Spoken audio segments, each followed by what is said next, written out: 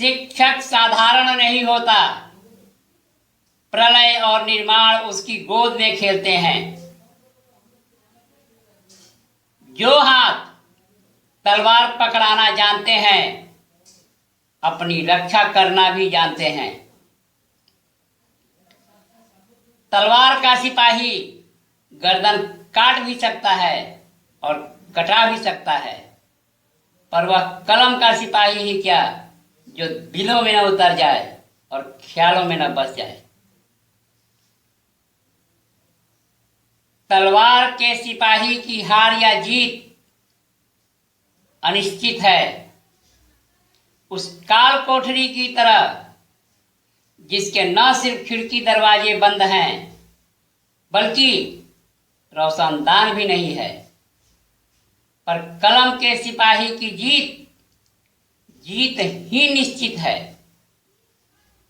क्योंकि कलम के सिपाही के सामने है खुला आकाश, चारों तरफ उजाला ही उजाला, चिड़ियों की चहचहाहट, भंवरों की गूंज, कलियों का कलरव, खुले हुए पंख, जहां तक चाहो, जिस ऊंचाई तक चाहो, उड़ने की आजादी। कलम तुम्हारा साथ कभी नहीं छोड़ती, तब भी नहीं जब तुम इस दुनिया को छोड़कर चले जाते हो, क्योंकि तब भी तुम जीवित रहते हो अपनी एक एक रचना में। 29 अप्रैल सन 2020 इरफान खान हमारे बीच नहीं रहे, पर आज भी वो जिंदा हैं अपनी एक एक रचना में। 30 अप्रैल 2020 ऋषि कपूर नहीं रहे, पर आज भी वो जीवित हैं अपनी एक एक रचना में। तो देर किस बात की, उठाओ कलम और शुरू कर दो लिखना अपनी तकदीर अपने ही हाथों से। आज मैं चर्चा करूंगा संज्ञा अर्थात नाउन और वर्ब अर्थात क्रिया के शब्दों के संबंध में, क्योंकि यही वो शब्द हैं जिसमें बच्चे सबसे ज़्यादा कंफ्यूज होते हैं। हिंदी के वाक्यों के अंग्रेजी अनुवाद में सबसे पहले हमें जानना यह आवश्यक है कि हम संज्ञा किसे कहते हैं। संज्ञा अर्थात नाउन।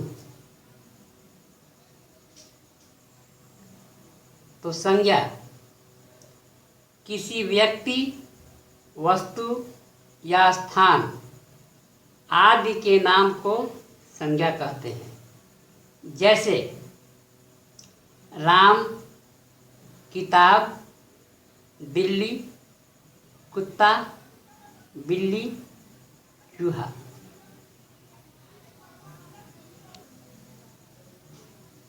संज्ञा के बाद हमारे लिए यह जानना आवश्यक है कि क्रिया अर्थात वर्ब किसे कहते हैं।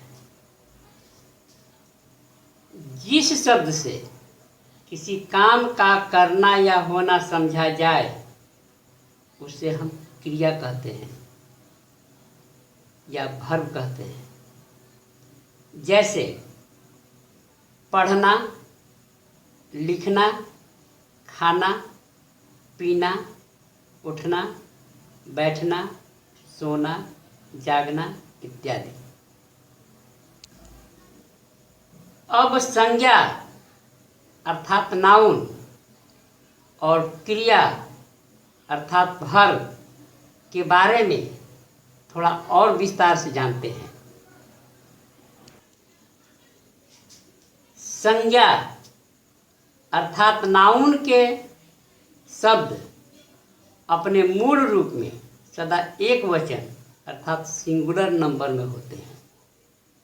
जैसे Ram, Delhi, cat, rat, dog, fan, man.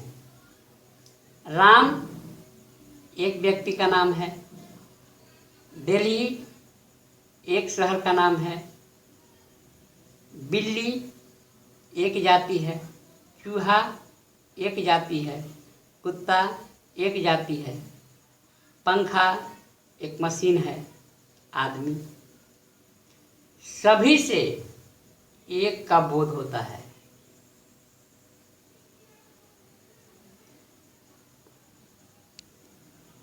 ठीक इसके विपरीत क्रिया अर्थात वर्ब के शब्द अपने मूल रूप में सदा बहुवचन में होते हैं, अर्थात प्लूरल नंबर में होते हैं। जैसे गो जाना, ईट खाना, रीड पढ़ना, डू करना।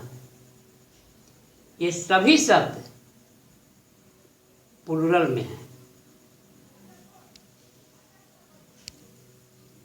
संज्ञा अर्थात नाउन के शब्दों में एस या ईएस जोड़कर हम इन्हें सिंगुलर से प्लूरल बनाते हैं।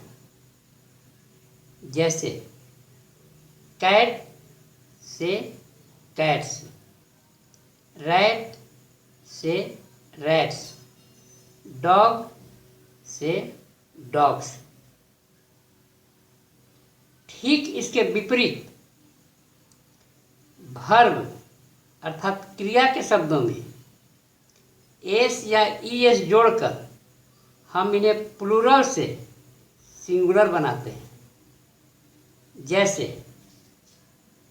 गो goes, do does, eat Yeats. अब हमें इस बात पर गौर करना है कि जो एस या ईएस नाउन के शब्दों के साथ जुड़कर उन्हें सिंगुलर से प्लूरल बनाते हैं, वही एस या ईएस वर्ब के शब्दों के साथ जुड़कर ठीक उसके विपरीत उन्हें प्लूरल से सिंगुलर बनाते हैं। इसी बात को स्पष्ट करने के लिए मैंने यह वीडियो बनाया है। आइए अब कुछ वाक्यों पर गौर करते हैं।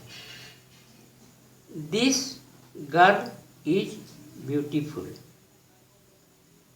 गर्ल यहाँ सिंगुलर है क्योंकि दिस सिंगुलर है।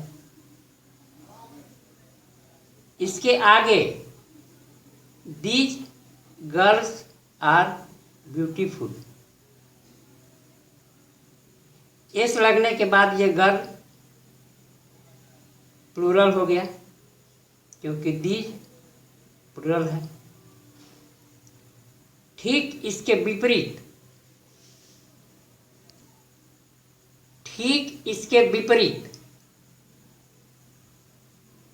दे गो टू स्कूल।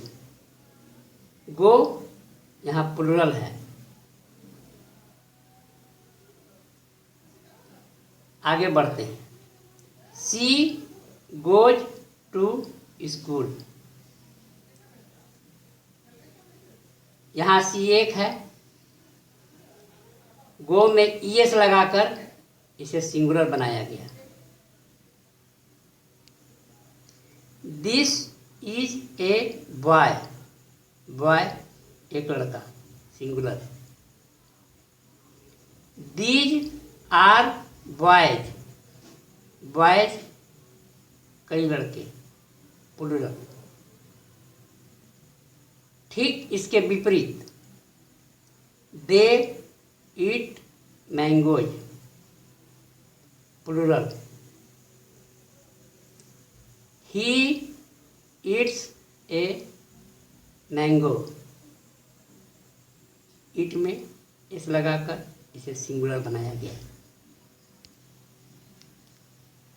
वर्ब में जब आईएनजी जुड़ जाता है तो यह वाक्य पर निर्भर करता है कि वह वाक्य में वर्ब के रूप में कार्य कर रहा है या नाउन के रूप में या सब्जेक्ट के रूप में। इस संबंध में मैं चर्चा संक्षेप में ही करूँगा। जैसे आई एम स्विमिंग, स्विमिंग अर्थात तैर रहा है। इस वाक्य में यहाँ यह प्रेजेंट पार्टिसिपल है। यह वर्ब यहाँ प्रेजेंट पार्टिसिपल है। ठीक इसके विपरीत swimming is a good exercise, यहाँ स्विमिंग दो काम कर रहा है, नाउन का भी काम कर रहा है, वर्ब का भी काम कर रहा है, साथ ही सब्जेक्ट का भी काम कर रहा है। इसीलिए इसे हम वर्बल नाउन कहते हैं। स्विमिंग अर्थात तैरना, swimming is a good exercise, तैरना एक अच्छा व्यायाम है।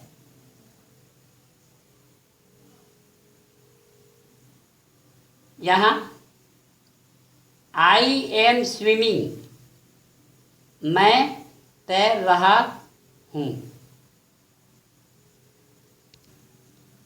नाउन तथा वर्ब के संबंध में इससे अधिक आज अगर कुछ कहा तो बच्चे कंफ्यूज कर जाएंगे। अतः आज बस इतना ही।